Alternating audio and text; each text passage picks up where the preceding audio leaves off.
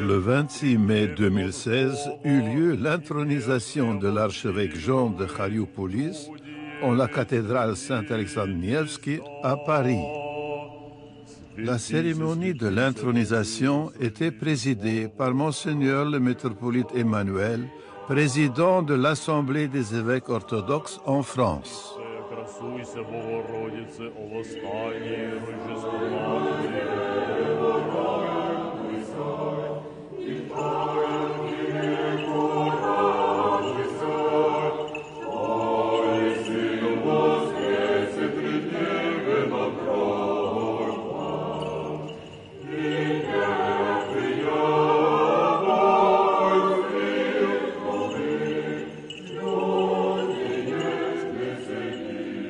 Les deux hiérarques vénèrent l'icône de la fête.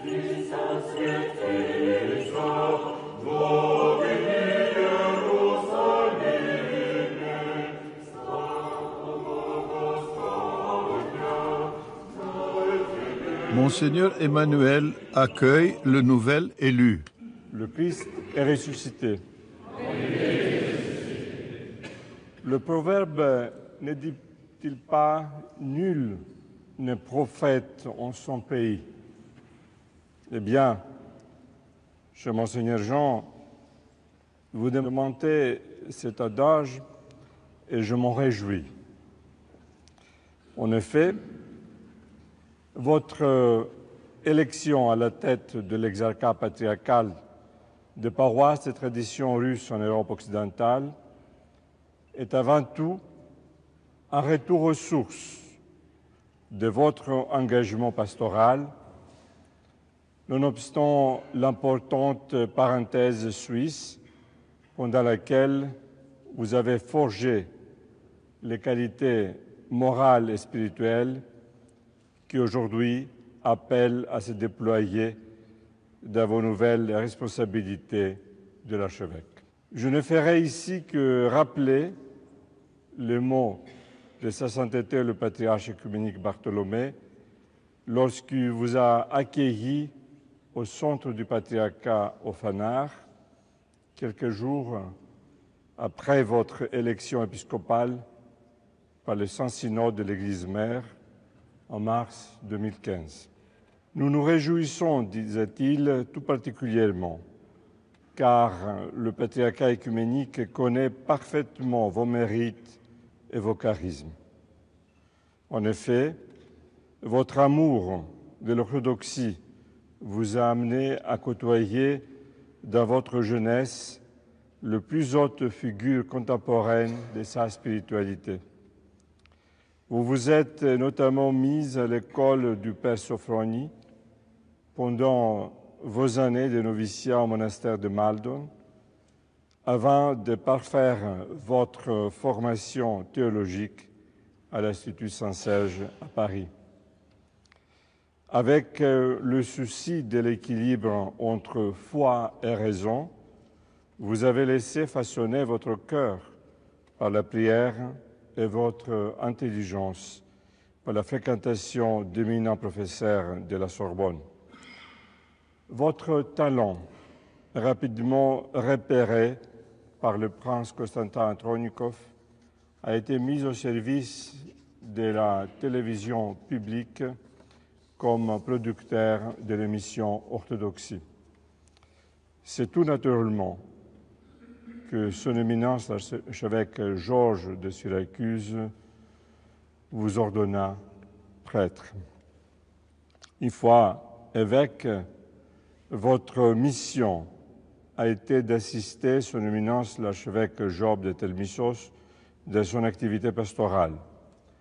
Par ce geste, le patriarcat œcuménique a démontré, s'il le fallait encore, son attachement au diocèse dont vous avez aujourd'hui la charge, respectueux de ses particularités, de son histoire, mais aussi reconnaissant pour le témoignage qui rend de notre foi à l'intérieur de la société européenne. Je le disais, à votre manière, vous êtes un enfant de cet exarcat patriarcal. Vous en chérissez l'identité et l'histoire, et vous en partagez les aspirations. Aujourd'hui, l'Église remet entre vos mains des talents, comme dans la péricope évangélique, à vous de les faire multiplier, de les faire croître, dont accompagner la fructification. Cher Monseigneur, nous nous connaissons depuis des années et je me réjouis tout particulièrement de ce que le patriarcat œcuménique puisse aujourd'hui compter sur votre dévotion. Je vous félicite donc en ce jour de votre intronisation, vous assure de ma présence, de mon indéfectible soutien. J'ose finir ce modeste message en vous rappelant ces mots de l'apôtre des nations à propos de la gouvernance dans l'Église. Aussi, je vous en conjure, partout ce qu'il peut y avoir d'appel pressant dans le Christ, de persuasion de l'amour, de communication dans l'esprit, de tendresse compatissante. Ayez le même amour. Axios.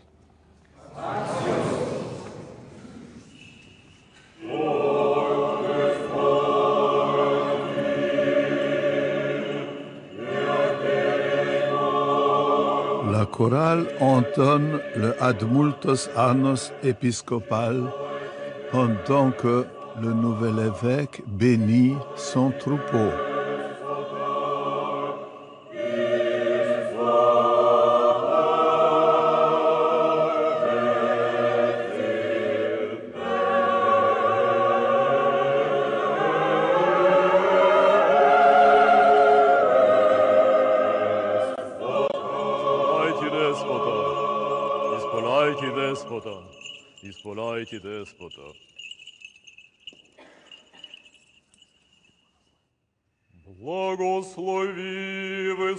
Le diacre dit, bénis Maître.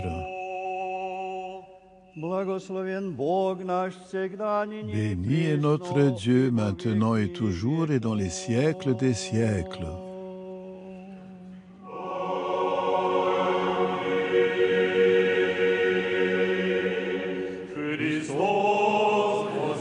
Toute l'assemblée chante, le Christ est ressuscité des morts, par sa mort il a vaincu la mort, et à ceux qui sont dans les tombeaux, il a donné la vie.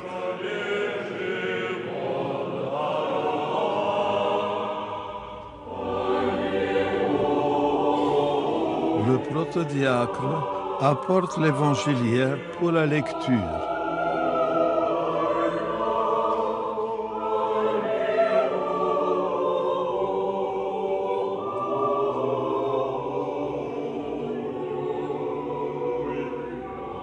Prochimenon 1, ma bouche fera entendre la sagesse et les méditations de mon cœur, l'intelligence.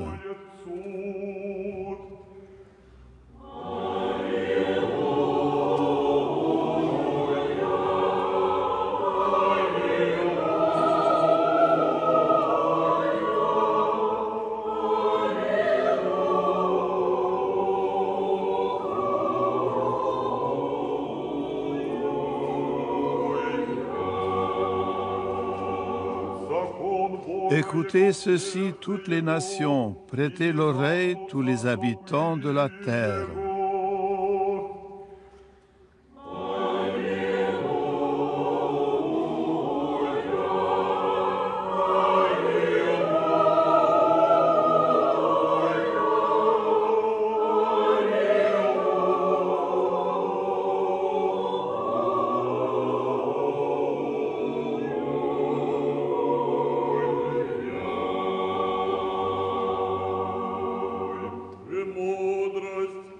Sagesse, tenons-nous droit, écoutons le Saint Évangile.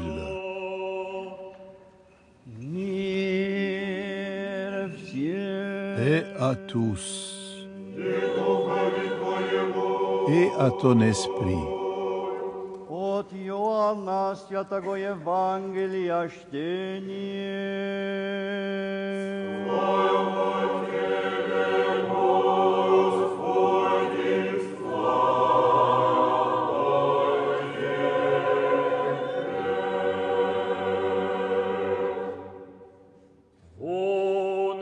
Soyons attentifs. Lecture du Saint-Évangile selon Saint Jean.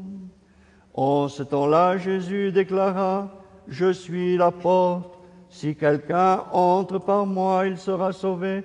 Il entrera, il sortira, et il trouvera des pâturages. Le voleur ne vient que pour dérober, égorger et détruire. Moi, je suis venu afin que les brebis aient la vie et qu'elles soient dans l'abondance. Je suis le bon berger. Le bon berger donne sa vie pour ses brebis, mais le mercenaire qui n'est pas le berger et à qui n'appartiennent pas les brebis, voit venir le loup, abandonne les brebis et prend la fuite. Et le loup les ravit et les disperse. Le mercenaire s'enfuit parce qu'il est mercenaire et qu'il ne se met point en peine des brebis. Je suis le bon berger, je connais mes brebis et elles me connaissent, comme le Père me connaît et comme je connais le Père. Et je donne ma vie pour mes brebis. J'ai encore d'autres brebis qui ne sont pas de cette bergerie. Celles-là, il faut que je les amène. Elles entendront ma voix et il y aura un seul troupeau, un seul berger. Aie pitié de nous, ô Dieu, dans ta grande miséricorde, nous te prions. Écoute-nous et aie pitié de nous.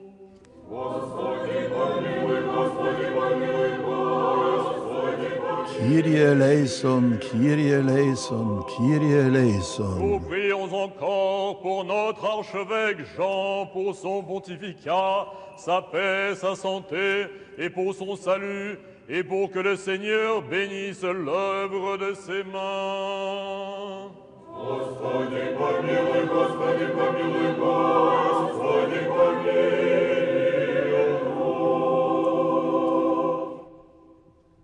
Seigneur Jésus-Christ, notre Dieu, Dieu de toute miséricorde, de toute compassion, dont la miséricorde est infinie et l'immensité de l'amour pour les hommes est insondable. Comme tes serviteurs indignes, nous nous prosternons devant ta grandeur avec crainte et tremblement, et pour ton bienveillant amour envers tes serviteurs, que tu as comblé de tes bienfaits. Nous t'offrons maintenant tes actions de grâce. Nous te glorifions, te louons, te chantons, te magnifions, et nous prosternons encore une fois. Nous te rendons grâce et implorons ton ineffable miséricorde, afin que tu nous rendes dignes de dire et de chanter tes bienfaits et de toujours te rendre grâce, ainsi qu'à ton Père sans commencement et à ton très saint, bon, vivifiant Esprit, le Dieu en un seul être qui est glorifié pour les siècles des siècles. Amen. Après la prière dite par le métropolite Emmanuel, le Père Serge Sologub donne lecture de la lettre du patriarche. Lettre patriarcale et synodale. Révérends prêtres, moines et tous les ecclésiastiques, honorables membres des conseils de paroisse, dignitaires et chrétiens bénis des paroisses orthodoxes de tradition russe en Europe occidentale, enfants bien-aimés de notre humble personne, que la paix et la grâce de Dieu, ainsi que notre prière, bénédiction et absolution soient avec vous. Vous n'êtes pas sans savoir que les paroisses orthodoxes de tradition russe en Europe occidentale sont restées sans protection depuis que l'exarque patriarcal établi pour elles, l'archevêque Job de Telmessos, a pris les fonctions de représentant permanent de notre patriarcat œcuménique auprès du Conseil œcuménique des Églises. Or, dans son amour pour vous et pour s'acquitter dûment de son obligation, l'Église mère, la sainte grande Église du Christ, en a pris soin. Notre humble personne et notre saint synode a donc veillé à élire pour ses paroisses un hiérarque compétent, capable de mener à bien le travail d'administration ecclésiastique et de votre guidance selon le Christ. Par décision synodale, l'Église mère de la grande Église du Christ a voulu élever son Excellence l'évêque Jean de Cariopolis au rang d'archevêque, homme de mérite, digne ecclésiastique, voué au ministère divin, possédant une solide formation religieuse et profane, forgé de prudence et homme de talent, ayant une longue expérience des choses et des affaires ecclésiastiques, grâce à sa longue, honorable et avérée diaconie dans l'Église, pour devenir exarque patriarcal des paroisses orthodoxes de tradition russe relevant de la protection canonique de notre très saint trône œcuménique, apostolique et patriarcal.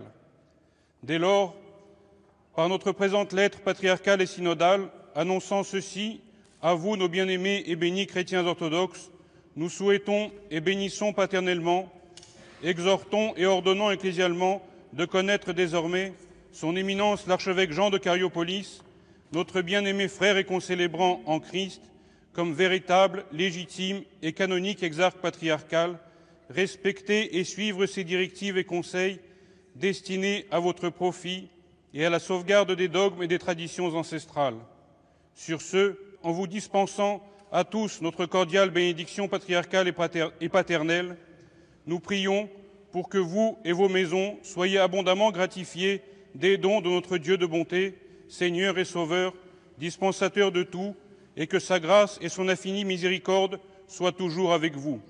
Le 20 avril de l'an de grâce 2016, indiction 9, Bartholoméos de Constantinople se prononce, est signé Jean de Pergame, Ésaïe de Denver, Alexis d'Atlanta, Jacques des îles des Princes, Joseph de Priconissos, Méliton de Philadelphie, Emmanuel de France, Nicétas des Dardanelles, Nicolas de Détroit, Gérasime de San Francisco, Maxime de Silivry, Amphiloque d'Andrinople.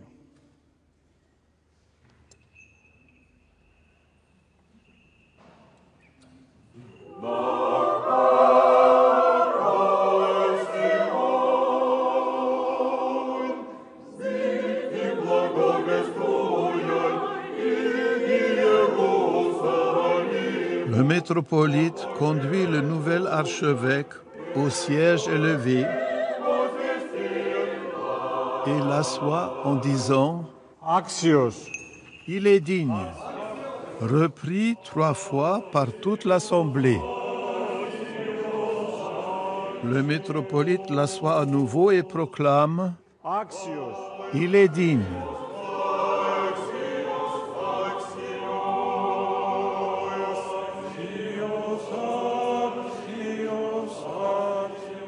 L'archevêque se relève encore et le métropolite l'assoit une 3e fois et proclame le dernier Axios, « Il est digne ».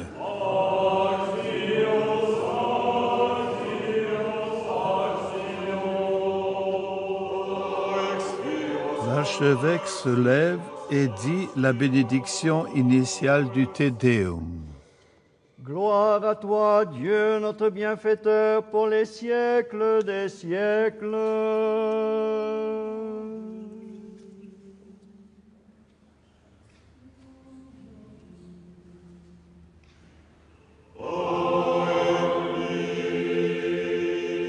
Puis il sort du sanctuaire par les portes royales et bénit l'assemblée.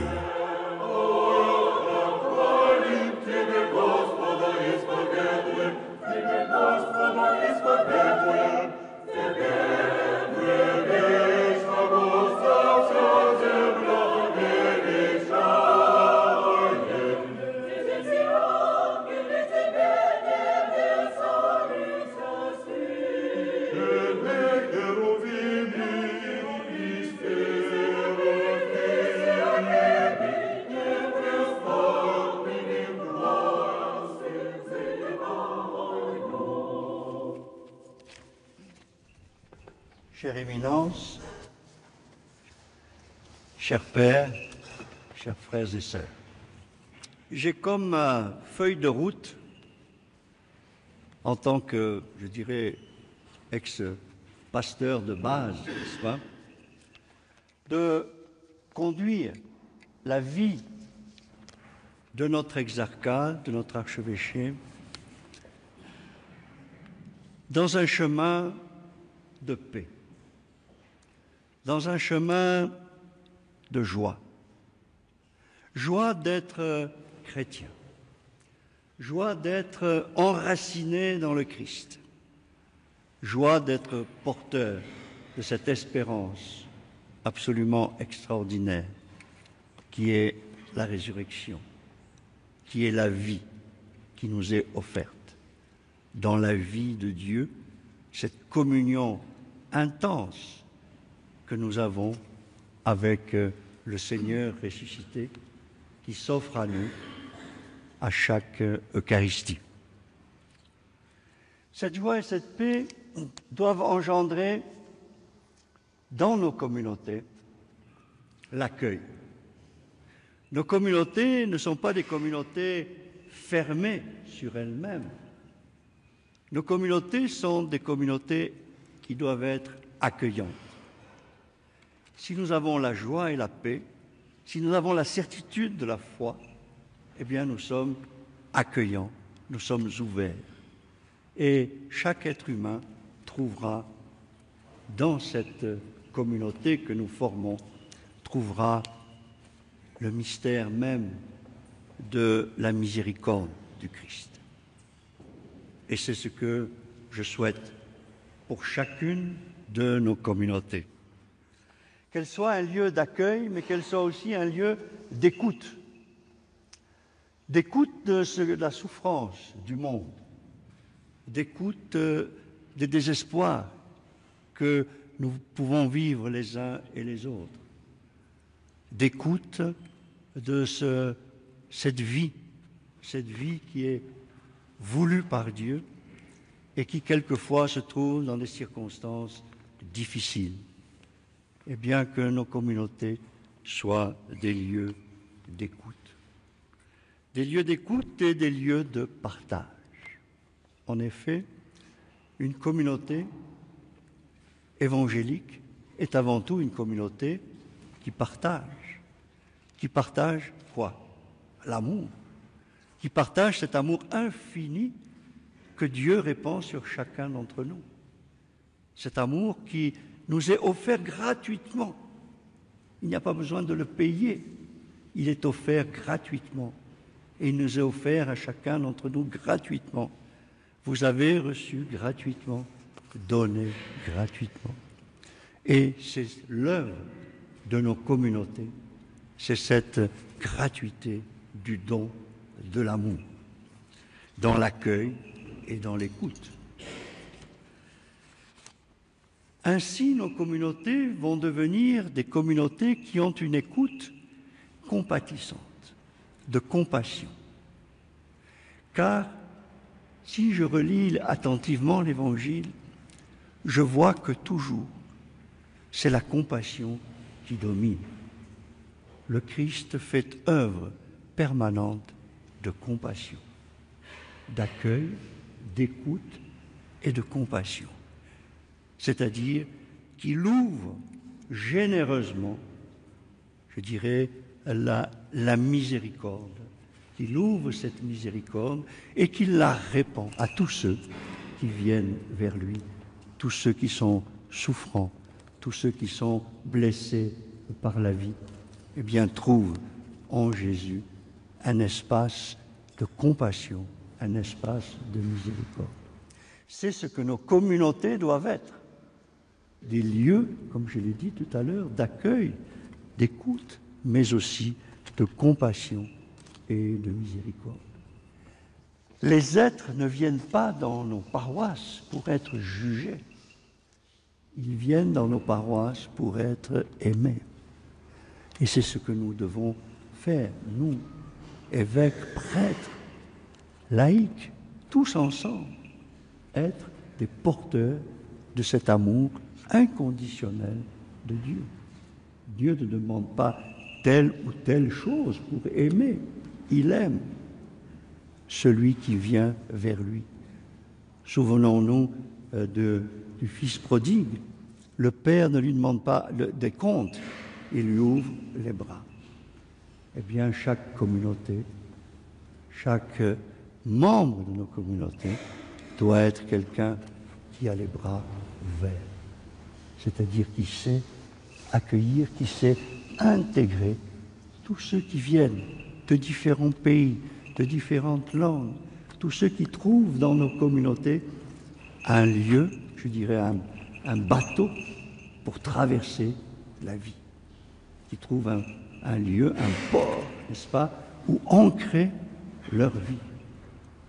Alors, eh bien, ils trouvent ce lieu et ils restent fidèles et ils peuvent aussi développer leur vie intérieure, leur vie de foi, leur vie de prière, leur vie liturgique, toujours dans cette communion à l'Église. Et enfin, je dirais que nos communautés doivent être des lieux de pardon. Souvent, nous sommes blessés. Souvent, nous sommes aigris, à la fois dans nos relations, à la fois dans nos vies. Et bien que nos communautés et que nos prêtres soient des confesseurs, des êtres de pardon, non pas des êtres de jugement, mais des êtres qui pardonnent et qui accueillent. Alors à ce moment-là, je crois que nous pouvons ensemble construire l'Église. On nous parlait tout à l'heure de la grande Église du Christ. Eh bien, la grande Église du Christ, c'est l'Église de l'amour. Alors, c'est ce que je voudrais vous livrer humblement au soir de cette intronisation.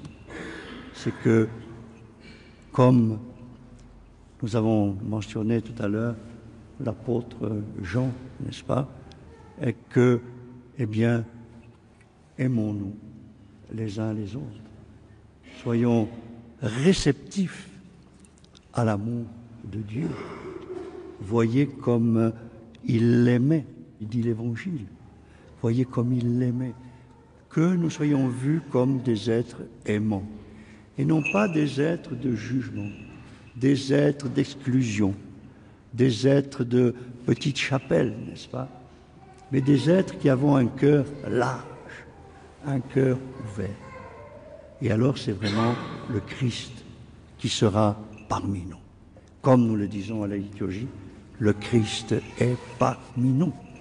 Mais le Christ est parmi nous dans l'amour. Alors voilà, frères et sœurs, pardonnez-moi peut-être de répéter certaines choses qui sont très connues, mais ce sont des choses de base. Et c'est ce qui fait la base de la vie ecclésiale. Merci. Pour tous qui avez été baptisés en Christ,